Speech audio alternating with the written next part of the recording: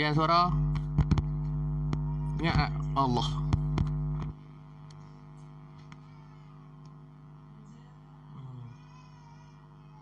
Setting elok dah ni.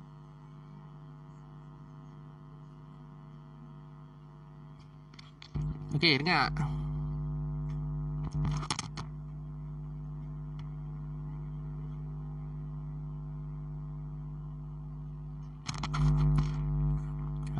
Okey. Okey, kita mula balik. Okey, Assalamualaikum warahmatullahi taala wabarakatuh. Okey, terima kasih kerana setia menunggu pada malam ni. Okey, seperti yang dijanjikan, malam ni saya akan cerita tentang satu tajuk yang penting juga berkenaan dengan hubungan di antara British dengan Kedah lah. 2 hari lepas saya ada cerita tentang berkenaan hubungan Perancis Kedah. Alhamdulillah mendapat respon yang baik, di mana saya telah dihubungi lah, saya try lah sembang-sembang dengan satu orang Perancis ni, dan dia telah berkongsi maklumat lah dengan saya tentang beberapa nama pelayar-pelayar yang datang ke Kedah. Selain tu, saya juga sedang bekerjasama lah dengan Cik Muhammad Mursyid. Ni dalam komen dia ada ni. Dan Cik Mursyid ni sedang berusaha untuk terjemahkan budak Riau. Ni Lena lah. Sedang menerjemahkan bahan-bahan ni lah ke dalam bahasa Melayu lah, insyaAllah. Benda ni akan ambil masa sikit sebab yalah bahasa Perancis kan.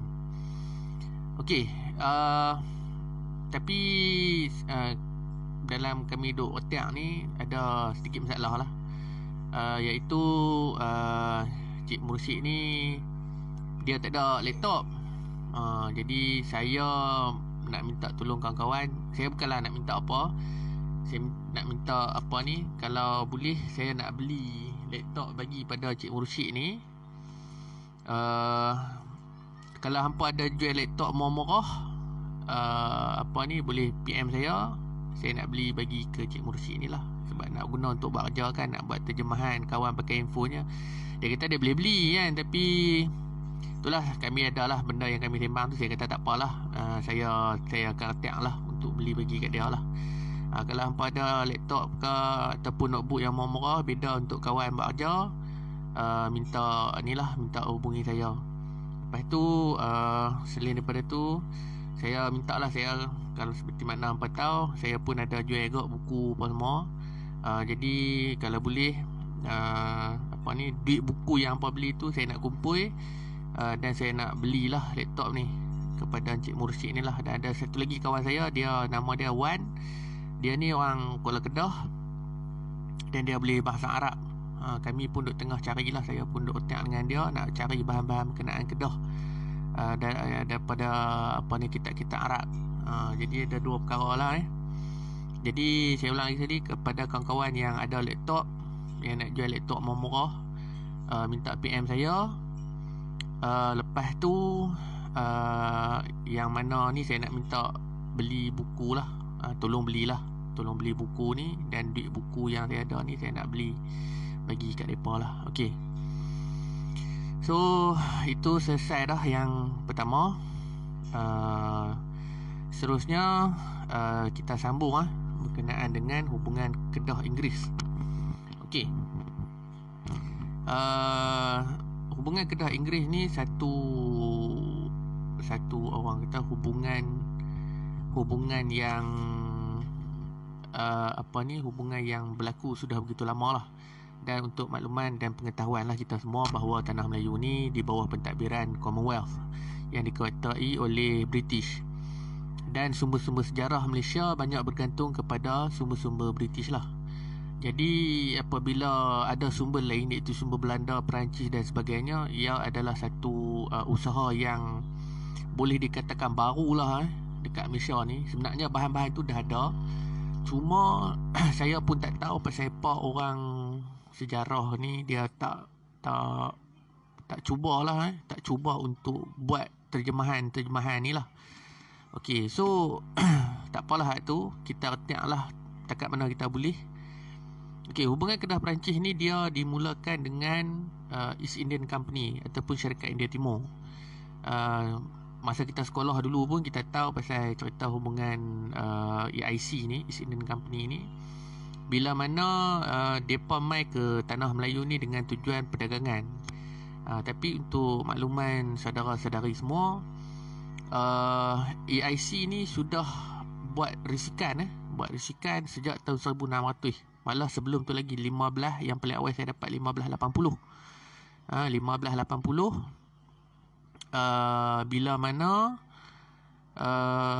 Alexander Hamilton ni antara orang yang pertama yang datang ke Selat Melaka dan mencatatkan beberapa perkara-perkara penting lah yang berlaku di sekitar Selat Melaka pada ketika itu.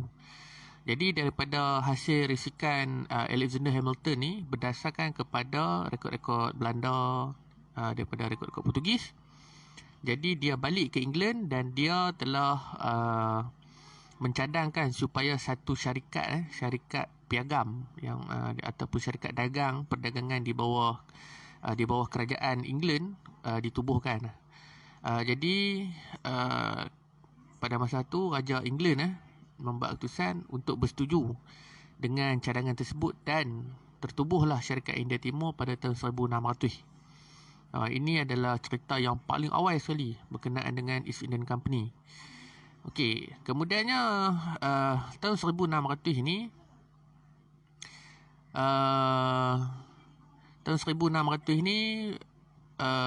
di Eropah sedang berlaku perkembangan mercantilism. Saya tak reti nak sebut mercantile, tak retilah nak sebut, lebih kurang lah. Iaitu dia kolonialism baru 18. Imperialisme pun baru. Dia masa tu dia sedang fokus kepada untuk membangunkan koloni-koloni ataupun mencari tempat-tempat penting bagi tujuan perdagangan. Punca dia kalau kita sedia maklum disebabkan oleh Perang Salib lah. Daripada Perang Salib tu maka menyebabkan orang-orang daripada barat ni datang ke alam Melayu lah, dengan tujuan yang paling utama adalah untuk mendapatkan gold, gospel and glory lah. Dia ni besar. Okey, jadi bila mana berlaku Perang Salib di Eropah, dan apabila selat beberapa selat itu selat terusan Suez, selat Hormuz di belah Yaman tu, di belah Oman selat Hormuz ni di Parsi sebenarnya. Lepas tu di Muscat, Oman, situ adalah beberapa tempat-tempat penting ataupun pusat perdagangan yang penting di Arab, di mana hasil-hasil dagangan dibawa ke situ dan kemudiannya dijual ke Eropah, sama ada melalui jalan laut ataupun jalan darat lah. Jalan darat ni mereka akan pergi ke Mediterranean, iaitu ke Syria, dan kemudiannya daripada Syria tu mereka akan bawa pula hasil dagangan tu ke Venice. Daripada Venice tu pula barulah dia tersebar ke seluruh Eropah. Dia ada banyak port lah. Ni pun saya duk buat kajian pasal port cities. So daripada rempah-rempah ni lah yang menyebabkan mereka mai lah ke tanah Melayu. Dan ada satu cerita, mereka percaya bahawa ada seorang boleh kata Nabi lah bagi mereka, iaitu Prester John. Ni bila kita sebut ni orang kata konspirasi teori lah. Tapi memang adalah kisah-kisah tu dalam sejarah. Cuma dia sebab dia tak empirical dan konkret, jadi dia tidak digunakan sebagai satu data dalam bidang sejarah. Cuma ada diceritakan tentang hal itu. Okey, apabila ditubuhkan syarikat EIC tahun 1600, maka gerakan-gerakan untuk mendapatkan tanah Melayu ni dibuatlah. Cuma pada tahun 1600 ni Portugis sedang berkuasa di Selat Melaka, termasuklah kepulauan di bawah Indonesia lah, termasuk Selat Sunda dan sebagainya lah.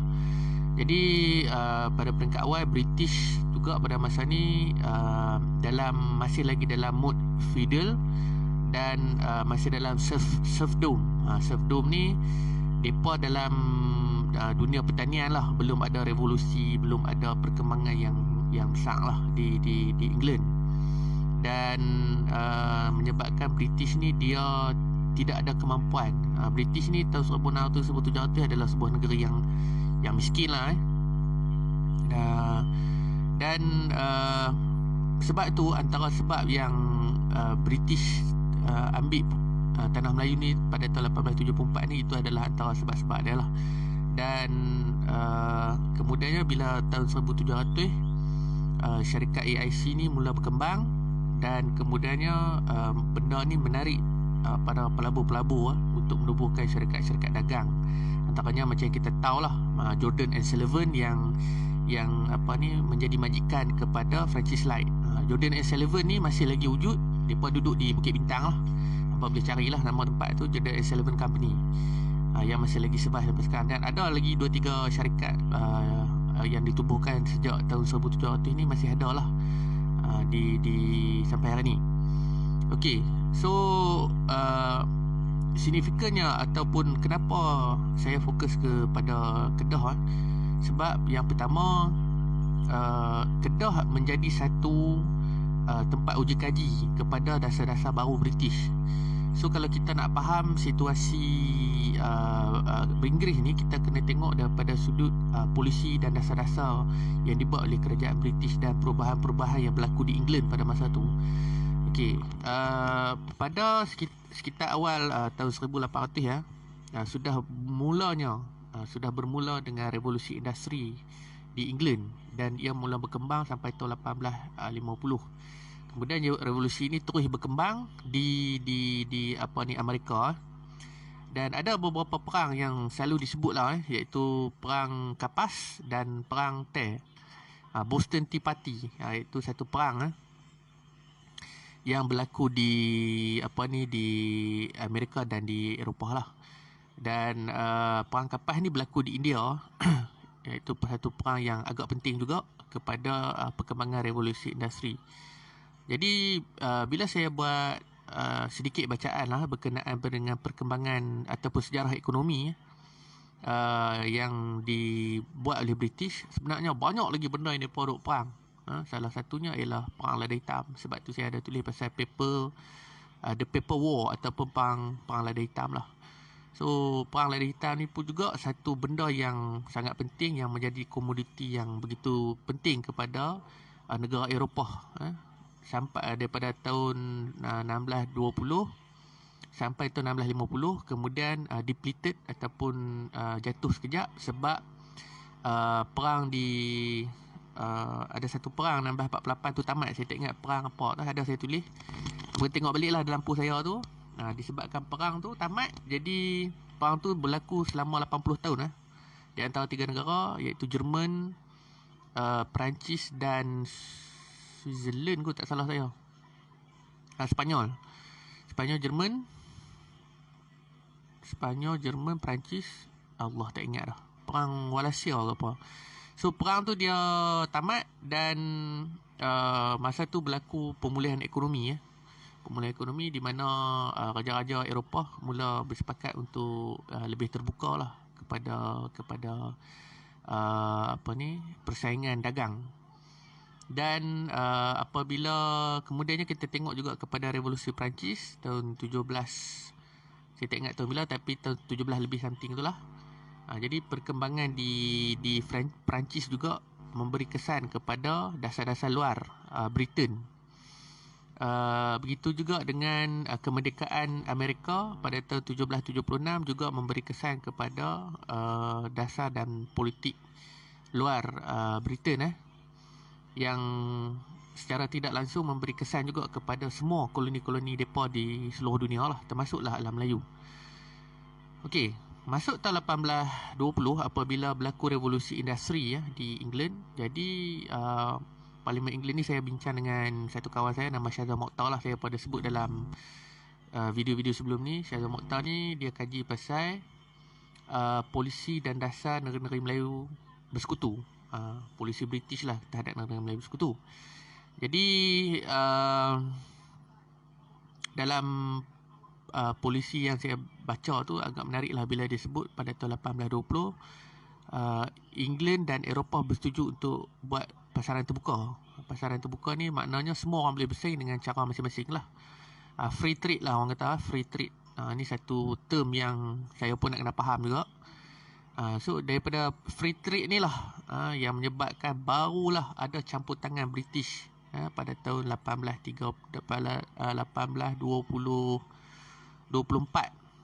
1820 free trade, ini 1824 berlaku perjanjian Inggeris Belanda. Okey. So kalau kita tengok daripada sudut Perang Kedah Siam, 1821 ni berlaku pertempuran di antara Siam dengan Kedah lah. Bagaimana yang kita tahu. Tetapi pada masa ni juga Pulau Pinang sudah berada di dalam tangan British lah. Okey. Sebenarnya British dia buat 3 perjanjian serentak tahun 1771, iaitu di Phuket dengan Siam, dengan Kedah di Kuala Kedah, dan di Aceh di tempat nama dia Melabuh, Melabuh Aceh. Jadi dalam 3 tempat ni Sultan Muhammad Jiwa saja yang bersetuju untuk memajakkan pelabuhan lah, iaitu kota Kuala Kedah. Tetapi perjanjian itu terbatal disebabkan British tidak menurut ataupun tidak melaksanakan perjanjian yang ada lah, yang menyebabkan perjanjian itu terbatal. Okey, so daripada satu sudut, kenapa kalau kita tengok saya cuba buat satu hipotesis sebenarnya tiga tempat ni adalah pelabuhan-pelabuhan yang penting ataupun satu pinpoint kepada jalan perdagangan laut ke China.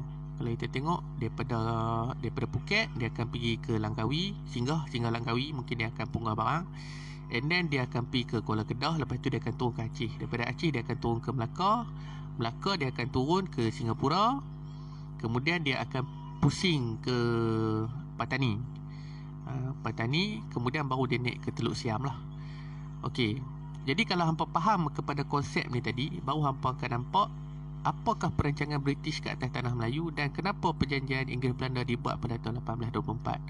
Dan untuk makluman hampa juga, 1824 British telah menyerang Burma melalui Perang Burma Inggeris yang pertama dengan kekalahan kepada British, di mana Burma telah menyerahkan kawasan Tavoy. Tavoy ni dia dekat dengan Phuket. Hampa boleh buka map lah nanti, hampa tengok satu tempat nama dia Tavoy. Tavoy ni dia satu kawasan yang penting kepada selatan Burma. Dan basically Siam juga menyerang Tavoy ni banyak kali. Di Tavoy ni atau nama lama dia Tanah Serim ataupun Tenang Sari inilah satu kawasan yang selalu menjadi rebutan di antara British, di antara Siam dengan Burma. Burma ni dia ada satu pantang. Kalau hang serang Tavoy, mereka akan serang habis-habisan. Tapi selagi mana Siam tidak menyerang Tavoy ataupun mana-mana sempadan, Burma dia takkan kacau. Ini saya duk tengok dia punya pattern lah. Saya duk kaji pattern Burma ni. Kalau dia kacau, Siam main kacau, dia akan balas habis. Okey. Jadi pada tahun 1821, bila Siam main serang Kedah, jadi British dia terkejut lah. Dia terkejut dan dia cuba buat satu jalan lah, macam mana nak menyelamatkan kedudukan mereka. Sebenarnya British ni dia nak selamat kedudukan dia saja, bukanlah dia nak ni sangat. Okey, jadi daripada situ 1824 termenterilah perjanjian di antara Inggeris dengan Belanda, di mana memisahkan dua negara tu lah. Dan 1824 dia ambil Belanda, dia ambil Burma. Okey. Dan pada tahun 1825 James Low telah pergi ke Ligor, dan buat satu perjanjian dengan Raja Ligor supaya tidak mengganggu negeri Perak lah. Dan mereka terpaksa bersetuju dengan Kedah berada di bawah taklukan Siam. Naknya mereka cuba juga untuk menduduki Kedah, tapi disebabkan tak sempat dengan pada masa tahun 1800 itu. Perancis Light, kalau kita tengok Perancis Light pun sejak tahun 1756 lagi dia dah cuba hantar surat kepada Warren Hastings, kepada Governor General India. Dia minta supaya campur tangan lah, British campur tangan dalam hal ehwal Kedah dengan membantu Kedah lah. Tapi nak macam mana, dasar-dasar British tu pada ketika itu tidak memberi kelebihan kepada Francis Light lah dan Kedah pada ketika itulah. Okay, so bunyi noise angin kot. Okay, clear. Tutup TV ni. Oh apa? Oh, pelan-pelan tadi. Okay, sound ni tak payah. Kita pakai cak ayam ni. Speaker cak ayam ni. Beli RM5 je. Okay, sambung. Kemudiannya tahun 1826 dibuat perjanjian Beni. Okay, kalau hampa faham betul-betul, kalau kita tengok dalam perang Kedah Siam, kenapa Kedah saja yang diserang oleh Siam? Cuma hampa tengok betul-betul balik. Dia ada 4 negeri: Kedah, Kelantan, Terengganu, Perlis. Tapi kenapa Kedah saja yang diserang? Serangan itu berlaku disebabkan Siam melihat kepada ancaman British yang berada di Pulau Pinang. Sebab British dia bukan saja dia nak ambil Kedah, tetapi dia cuba juga untuk mengambil Phuket lah. Dan daripada tahun 1730 tu tadi. So 1771 mereka try, tak berjaya juga. Dan akhirnya selepas tu tahun 1850 barulah Rama keempat bersetuju untuk memajakkan Phuket kepada British. Ini satu benda yang kita tengok juga lah. Banyak benda, banyak sudut. Banyak sudut yang kena tengok lah. Okey, kemudiannya 1826 bila dia buat perjanjian Beni. Jadi perjanjian Beni sudah mengikat lah, mengikat kedudukan negeri Melayu yang lain, kecuali Kedah lah, kecuali Kedah. Dan daripada perjanjian Beni ni jugalah British mula merancang untuk cari jalan macam mana nak campur tangan di setiap di negeri Melayu lah. So 50 tahun kemudian, balik kepada 1826 ni, berlaku pula masalah di England, bila parti politik tukar, di mana Perdana Menteri England pada masa tu dia tak suka perjanjian luar. Tak dengar. Okey, clear. Dengar tak?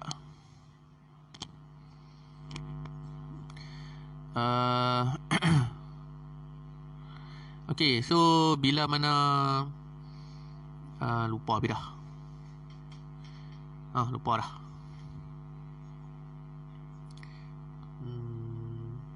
Saya tak mana apa dah. Tu duk baca mesej, duk baca komen ni lupa habis dah. 1826. Okey, berlaku perubahan politik di England lah. Perubahan politik di England yang menyebabkan British pada masa ni juga mereka duk kalut dengan terusan Suez. Mereka duk kalut dengan terusan Suez dan mereka banyak fokus ke belah Asia Barat lah.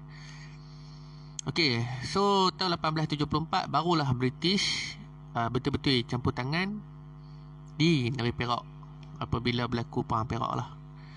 Dan pada saya, kalau kita nak ambil kepada terma, kepada term campur tangan, saya prefer Perak, Kedah lah, sebagai negeri yang mula-mula mendapat campur tangan daripada British. Walaupun dia daripada syarikat India Timur, tetapi pada saya Kedah lah yang mula-mula menerima campur tangan lah. Sebab kalau kita tengok perjanjian Beni dibuat tu sebab faktor dia Kedah lah, bukan pasal Perak, pasal Kedah. Lepas tu betul mereka tukar PM Asrul Azmi. Okey, so selepas tu banyaklah banyak lagi benda-benda yang berkaitan dengan British ni yang boleh kita tengok lah, yang boleh kita tengok. Tetapi dalam hal hubungan Kedah ni, sampailah tahun 1909, 1911 barulah ni dalam rekod-rekod yang ada di Arkib Negara. 1911 barulah British mendapat balik, ataupun orang kata apa, daripada segi sudut kolonialism, barulah British berjaya mendapat semula negeri Kedah. Termasuklah Kelantan dan sebagainya lah. Tapi Kelantan ni dia ada faktor lain pula, tapi saya fokus Kedah lah. So Kedah ni tahun 1911 barulah British berjaya campur tangan di Kedah dengan menghantar penasihat British di Kedah lah, iaitu pada zaman Sultan Abdul Hamid. Tapi tak lama apabila berlaku Perang Dunia Kedua tahun 1941, jadi sekitar dalam 30 tahun saja, 30 tahun saja British sempat untuk mengurus takbir negeri Kedah lah. Dan begitu juga dengan Kelantan dan sebagainya lah. So daripada satu sudut, kenapa kita ada perbezaan orang kata apa, sosial politik, ni faktor ni jugalah faktor bagaimana British tune pemikiran orang Melayu. Macam mana negeri-negeri Melayu bersekutu, dia lain, dia pahaman ataupun cara pembawaan dia lain. So kalau kita tengok daripada segi perbandingan di antara negeri Melayu dengan negeri tidak bersekutu ni, bersekutu dengan tidak bersekutu, dia ada jauh, dia ada perbezaan. Di mana kalau kita tengok macam Selangor, Pahang, Perak apa ni, mereka lebih maju dan mereka masih lagi ada sifat-sifat untuk mengekalkan warisan dan sebagainya, sebab British dah hajak mereka lama. Hampa kena preserve yang ni, hampa kena jaga yang ni. Tapi untuk negeri Melayu tidak bersekutu, benda-benda tu tak sempat diperturunkan. Jadi sebab tu kalau kita tengok negara Melayu tidak bersekutu ni, khasnya negara utara, kita orang-orang Kedah ni, termasuklah para pemerintah, dia tak peduli pun dengan apa ni, hal-hal warisan dan sejarah lah. Itu daripada segi pendidikan dan macam mana British tu bagi pelajaran dan pengajaran kepada kita lah. Okey. So sumber British ni ada banyak, sangat banyak, dan tak terbaca pun. Cuma dalam sepanjang saya melihat kepada sumber-sumber British juga, saya ada banyak juga catatan mengenai Langkawi. Yang menariknya, di Langkawi antara barang-barang eksport yang dibawa yang boleh didapati di Langkawi ialah sarang burung. Sarang burung ni penting tak? Sekitar tahun 1800 ni, satu komoditi yang penting di Langkawi. Lepas tu tek kelawak. Tek kelawak ni lama dah. Daripada dulu lagi orang buat bisnes. Lepas tu di Langkawi dia ada satu macam, dia macam timah juga di Langkawi, tapi dia sebut tu di Langkawi saja ada benda ni. So dulu bila orang isap candu, dia ada permainan kecil tu, dia pun pakau benda tu lah, corong tu. Jadi benda tu corong, benda macam timah tu dia pakai letak kat corong tu supaya corong tak terbakar. Bekas timah lah kot. Tapi timah tu dia special, semua ada di Langkawi saja. Dia pun tak ambil timah yang ada di belah Kuala Kedah, Kuala Muda apa semua, tak. Tetapi benda tu ada di Langkawi. Dan di Langkawi juga ada pelabuhan, dia port of call ataupun pelabuhan satelit lah. Yang ni pun saya duduk tengah kumpul-kumpul lah bahan, tak ada cik, saya seorang mampu semua nak kena buat. So saya fokus lapangan saya, yang mana sempat saya buat lah. Okey, so hubungan Kedah Inggeris juga menandakan kepada satu landscape baru, landscape politik yang baru kepada negara Kedah terutamanya, apabila selama hari ni depa banyak dengan Belanda. Kedah ni banyak berhubung dengan Belanda, dan kedatangan British tidaklah membawa banyak perbezaan. Cuma British ni dianggap licik lah, dianggap lebih licik daripada Belanda. Dan daripada segi penulisan sendiri pun, British ni dia banyak main akal lah, dia banyak hilah. British ni dia dia halus, tulisan dia tu halus. Tu yang orang duk fight pasal colonialism, imperialism tu. Tapi Belanda ni kalau ikut daripada banyak sejarawan lah yang saya pernah sembang, berkata orang Belanda ni dia lebih telus dalam menulis. Kalau dia kata benda tu A lah, memang betul A. Sebab bagi dia, catatan Belanda ni, bagi orang-orang Belanda, mereka nak supaya bila apa ni, tentera yang menggantikan depa tu, bila depa pergi tempat tu depa tahu dah. Depa tahu dah, kata okey tempat ni memang bahaya. So daripada catatan tu lah. Macam British tak, British dia kata kadang benda tu tak bahaya tapi sengaja disebut bahaya. Kata kalau kaki patah, dia tak kata kaki patah, tapi dia kata tergeliat. Tu cara British. Tapi kalau Belanda, kalau patah-patah dia tak ada tergeliat apa. Okey. So kena tengok perbezaan tu lah. So British ni dia licik dan banyak benda lah yang British buat kepada Kedah lah terutamanya. Cuma mereka tak sempat untuk campur tangan secara komplit lah, secara penuh, secara cukup kat tanah Kedah. Selain daripada tu, daripada catatan British ni juga, kalau hampa rajin baca Jambras ni Jurnal Melayan Branch Asiatic Society. Dalam Jambras hampa boleh cari dalam Cyberzim punya website.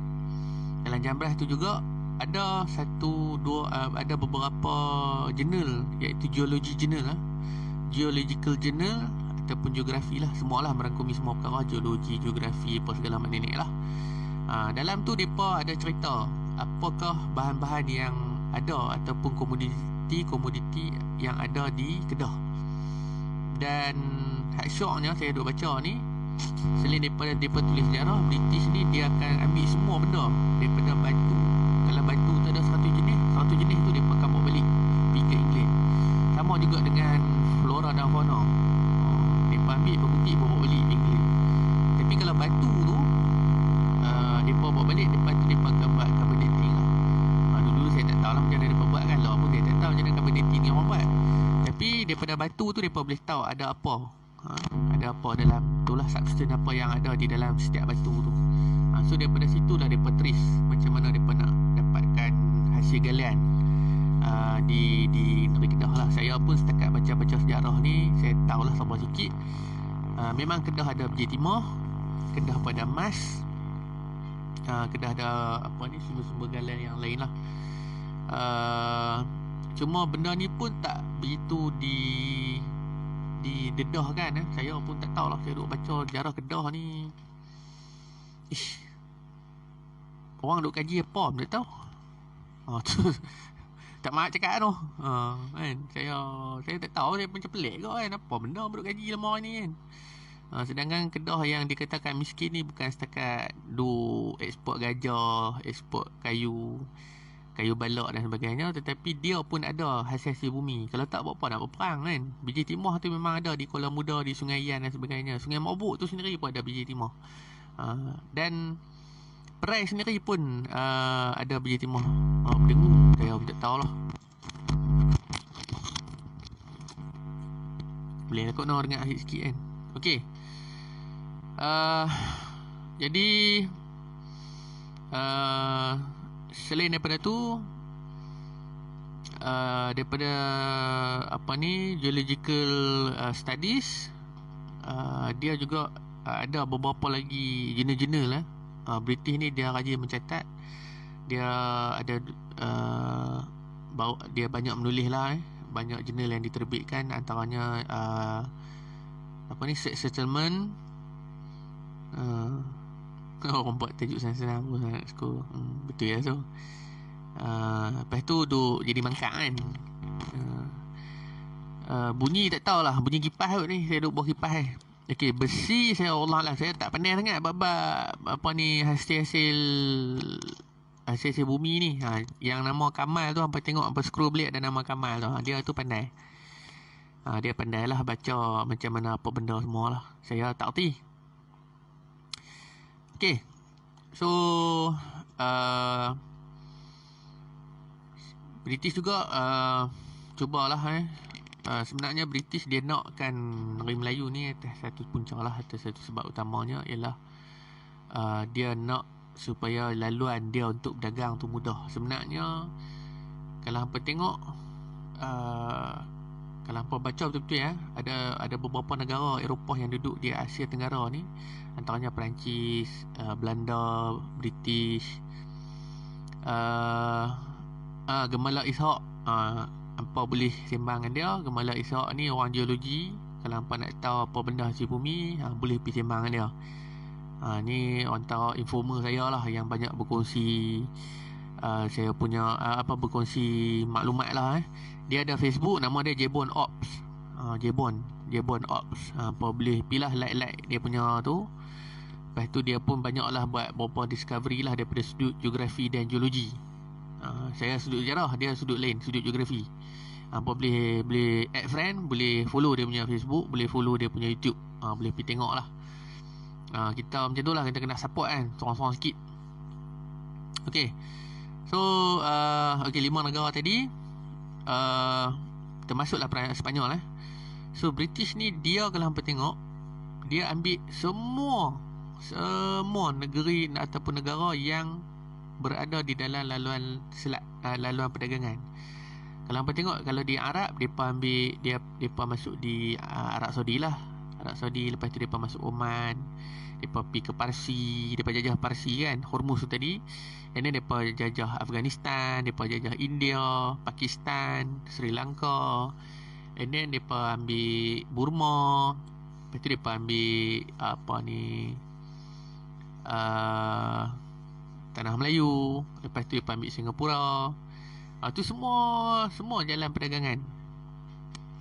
Semua jalan perdagangan. Ya, Jebon. Okey. So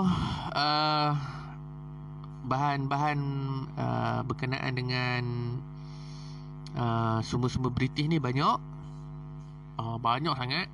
Dan boleh dibuat kajian. Saya hanya fokus kepada kisah perang dan sedikit lah apa perkembangan-perkembangan yang berlaku di sepanjang zaman 1700 sampai 1900 lah.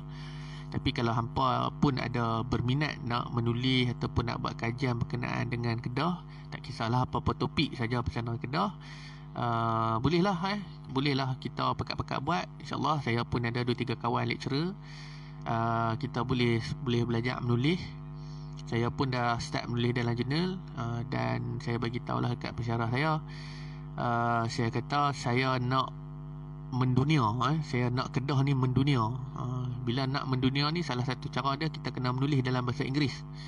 Dan kita kena submit jurnal-jurnal kita ke dalam bahasa Inggeris. Kita kena hantar pergi Oxford, kena hantar pergi Cambridge, kena hantar pergi Amerika dan sebagainya lah.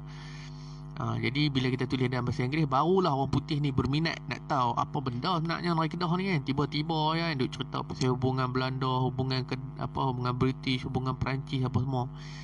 Jadi benda ni semua atas kita. Kita jangan duk salah orang lah. Kita yang menentukan nasib bangsa kita lah. Jadi kepada kawan-kawan yang sedang menonton ni, kalau hampa ada niat ataupun nak menulis berkenaan dengan sejarah, terutamanya berkenaan hubungan Inggeris Kedah ni, InsyaAllah saya cuba bantulah dekat bolehlah telefon saya apa ke nanti ni. Kita bincang-bincang tengok. Kita bincang-bincang tengok lah. Kita cari satu tajuk yang sesuai, yang senang dikaji lah. Tapi kajian ni, saya beritahu cara nak buat kajian ni susah lah. Sebab dia kena turun lapangan, kena pergi ke arkib, muzium apa semua untuk dapatkan bahan. Tapi tak apalah, kita buatlah dekat kita boleh kan. Kita buat dekat kita boleh. Okay. So tadi siapa dah komen tadi, hak orang Langkawi tu mana hilang dah. Hardi Wah Hardi. Okey, Wah Hardi, terima kasih banyak kerana sudi nak sedekah lah PC kepada abang kita, Abang Mursyid. Alhamdulillah rezeki murah. Didoakan supaya murahlah rezeki. Didoakan juga kepada Wan ni mendapat cahaya mata yang baik dan sempurna lah, dan dimurahkan rezeki sehingga akhir hayat. Okey, kira selesai dah masalah Cik Mursyid. InsyaAllah lah, boleh start lah. Boleh lah buat kerja slow-slow, nanti kita terjemah. Okey, berkenaan dengan Perancis tadi ni, so kami dah buat sedikit resikan, dan kami dah dapat bukan setakat value tu satu lah. So sebenarnya ada lebih kurang 7 hingga 10 orang Perancis yang pernah main, dan mereka semua mencatatkan ada catatan-catatan yang mereka cerita pasal Kedah dan alam Melayu lah. Tapi basically Perancis ni dia anti-Islam tu kita kena ingat betul-betul. So bila kita baca semua-semua Perancis ni, kita jangan pegang satu patih. Kita ekstrak saja yang penting-penting untuk kita masukkan ke dalam kajian. Nanti kami akan buat terjemahan dan akan buat sedikit pembetulan lah di bawah tu. InsyaAllah akan terbit buku kan macam mana. InsyaAllah apa doa-doa lah no. Okey, sebelum tu kepada yang Cik Mursyid ni kita dah selesai. So kepada kawan-kawan yang ada nak ni, saya nak beli buku. Saya ada je buku ni. So kepada yang nak beli buku, nanti insyaAllah Saridur ni saya akan post lah buku-buku apa nak jual. Saya ada buku Hang Tuah tu kan, first edition tu. Duk fikir nak jual sayang, tapi tak payah lah, model tak ada ni. Kena jual juga lah. Saya ada first edition Hang Tuah. And then saya ada 2-3 buku lah pasal Singapura, politik Singapura yang menentukan Malaysia, nasib Malaysia tu. Ada lah, nantilah saya post benda-benda tu. Okay, so saya sebelum nak tutup, kalau hampa lagi sekali, Cik Mursyid tu dia dah selesai. So saya nak minta tolong, kalau hampa ada nak jual laptop murah, saya nak bagi kat Wan. Facebook dia nama Wan Kuala. Dia ni cikgu bahasa Arab. Dia pun sedang buat kajian berkenaan dengan apa ni, Kuala Kedah dan beberapa salah silah apa ni, tok-tok guru kita dululah, tok guru pondok, orang Kuala Kedah. Dia orang Kuala Kedah. So dia tengah duk nulis, duk kumpul bahan berkenaan dengan tok-tok guru kita di Kedah lah, yang jarang kita tahu lah tapi dia pun masalah juga. Dia Wan ni dia tukang urut. So apalah sangat kan tukang urut ni, dia punya pendapatan pun tak sesara mana. Jadi dia pun kata, pernah lah dia bising kata kat saya, kalau bising dia kata kat saya, dia kata dia nak beli, kurang-kurang dia dapat notebook pun jadilah, dia nak menulis. Saya pun nak tolong pun, saya pun tak apa lepas. Saya sendiri pun tak apa lepas. Jadi itulah, nanti saya akan post lah buku ni, dari mana ada hajat nak beli. Duit tu saya nak beli laptop ataupun notebook bagi kat dia. Sebab hak kajian dia pun penting kepada kita jugalah, insyaAllah. Syazwan Aziz, Hang Tuah tu berapa? Saya tu pun tak tahulah nak letak ke bawah. Sebab buku first edition ni sayang, kalau kat Kino tu beratus orang duk jual. Saya pun tak tahulah. Nanti saya post tu je. Nanti saya post dekat gambar dia dekat Facebook. So yang tu boleh lah, pekat-pekat lah. Pekat lah, tolong orang sikit no. Okay, setakat itu saja kot. Saya cerita secara tidak langsung lah berkenaan dengan banyak lu lah. Saya tak larat cerita Inggeris ni. Hak Perancis pun kami pening pala lah kan. Ni belum lagi saya cerita pasal Kedah dengan Belanda. Lagi pening pala, 130 tahun punya sejarah. British ni kalau kita ambil 1821, 200 tahun. Hak Belanda ni 130 tahun. Lama, panjang lagi British lah. Okay, so tak ada soalan kot no. Kepada kawan-kawan semua yang telah membantu saya selama hari ini, sama daripada segi moral, daripada segi kewangan dan sebagainya, saya ucap terima kasih banyak-banyak kerana sudi membantu. Dan terima kasih jugalah kepada kawan-kawan yang sukarela untuk membantu saya dalam menyiapkan pelbagai buku-buku penting, kajian-kajian yang penting berkenaan dengan channel Kedah. Dan sebelum lupa, saya ni tak pandai bahasa Inggeris sangat. Saya bahasa Inggeris saya bertabuk, tapi saya duk praktis lah. Jadi kalau lah ada yang boleh bantu saya untuk translate ke buku-buku BM ataupun penulisan-penulisan bahasa Melayu ke bahasa Inggeris ni, kalau boleh minta tolong. Saya minta tolong lah untuk buat kerja-kerja terjemahan ke bahasa Inggeris. Sebab saya nak hantar pergi ke jurnal-jurnal antarabangsa no. Kalau ada, saya minta tolong lah, boleh PM saya macam mana ke. Okay, so terima kasih banyak-banyak. Cerita pasal Jerman, amboi hang punya cerita relax lah. Tak apalah bang, nanti kita cari pasal Jerman pula.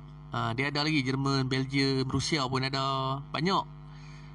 Rusia, apa lagi satu, Belgium, Perancis, Itali pun ada.